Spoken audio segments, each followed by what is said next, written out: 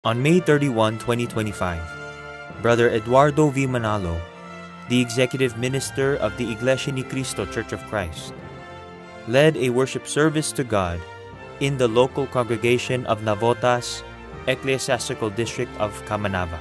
Sa ginawa po nating pagsamba sa araw na ito ay lalo pong lumakas ang aking pananampalataya. Na-inspire po kami na magpatuloy pa kahit anuman po yung maranasan namin na hirap sa mundo o pagsubok pa man yan, kami po at ang aming buong sambahayan patuloy na maglilingkod po.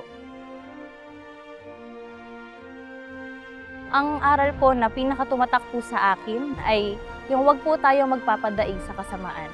Napapanahon po kasi yung hindi tayo dapat na magpadaig na maimpluwensyahan po ng masama. Dahil sa panahon ngayon talagang mas marami na po yung naiimpluwensyahan dahil sinasabi po nila ito yung makabago, ito po yung dapat tanggapin. Pero tayo po, yung katotohanan sa Biblia na napakinggan natin, hindi po yan nagbabago mula noon hanggang ngayon. Kaya hindi po kami matitinag. Nananatili po kaming matatag sa paglilingkod. Sa kabila po ng napakarami pong pagsubok ay sinisika pa din po natin na magawa ang ating mga tungkulin at mabigyan ito ng panahon dahil meron po tayong inaasahan na gantimpala. Ito po ay ang pangakong kaligtasan.